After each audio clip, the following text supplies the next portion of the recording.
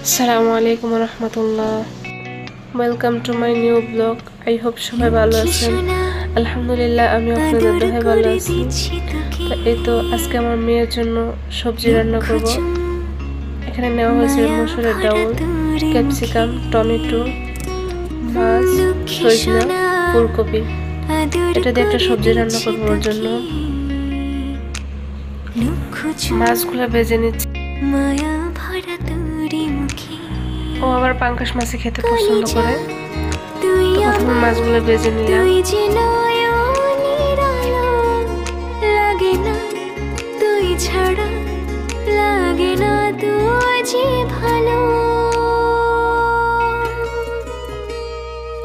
কথা তুই তো আমারই জীবনের চেয়ে আরো দামি, রূপ কথা তুই তো আমারই। তো এই তো মাছ ভাজা হয়ে গেল, এখন দিয়ে দিব পেঁয়াজ। পেঁয়াজটা আগে একটু বেরেস্তা করে নেব, একটু পানি দিয়ে তারপর এটার মধ্যে পেঁয়াজ, রসুন, আদা বাটা সব একসাথে দিয়ে একটু কষিয়ে নেব। এই তো তারপর ডাউল দিয়ে দিলাম।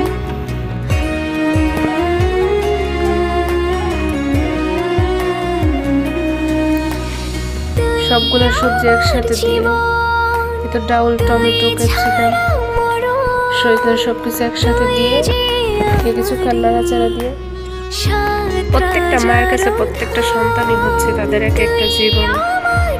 এই সন্তানের জন্য কতই না কষ্ট করতে হয়। সন্তানের জন্য মৃত্যুর যন্ত্রণা পর্যন্ত সহ্য করতে হয়। 10টা মাস পেটে রেখে খাওয়া দাওয়া ঘুম সবকিছু ত্যাগ করে তারপর দুনিয়া আসতে হয়। দুনিয়ার সব কষ্ট সহ্য করা যায়, কিন্তু কেউ যদি সন্তানকে নিয়ে খোঁচা মেরে কথা বলে তখন কলিজার মধ্যে গিয়ে লাগে, মনে হয় তাদের সাথে সম্পর্ক ত্যাগ করে দেয়। কারণ একটা মাই জানে তার সন্তানরা যে তার জন্য কি। যখন পেটে ছিল ঘুমাতে পারতাম না, পা ফুলে যেত, পানি আসতো পায়ে, কতই না কষ্ট করতে হতো। আমার মেয়ে যখন আমার পেটে ছিল তখন একা একা মানে ওরা তো মাদ্রাসায় থাকতো, আমি বাসায় থাকতাম। যখন আমাদের বাড়িতে চলে গেলাম তখন একা চলাফেরা, একা জার্নি করা, ওরা তেমন সময় পেত না। আমারই সব করতে হতো একা একা। হাসপাতাল যাওয়া আসা, কতই না কষ্ট করতে হতো ওর জন্য। আর ওই মেয়েকে যদি কেউ খোঁচা মেরে কথা বলে তখন তার কাছে কেমন লাগে, হোক নিজের বাড়ি হোক বা শ্বশুর বাড়ি। আমার মেয়েকে নিয়ে যদি কেউ কথা বলে তাহলে কারোর সাথে সম্পর্ক ত্যাগ করার জন্য বিন্দু পরিমাণও আমার আক্ষেপ থাকবো না, হোক সেটা আমার শ্বশুর বাড়ি বা নিজের বাড়ি। আমার মেয়ে হচ্ছে আমার সব। তো এই তো কথা বলতে বলতে আমার রান্না হয়ে গেল। এখন ধনিয়া পাতা দিয়ে তরকারিটা একটু নেড়ে ছেড়ে নামিয়ে ফেলবো।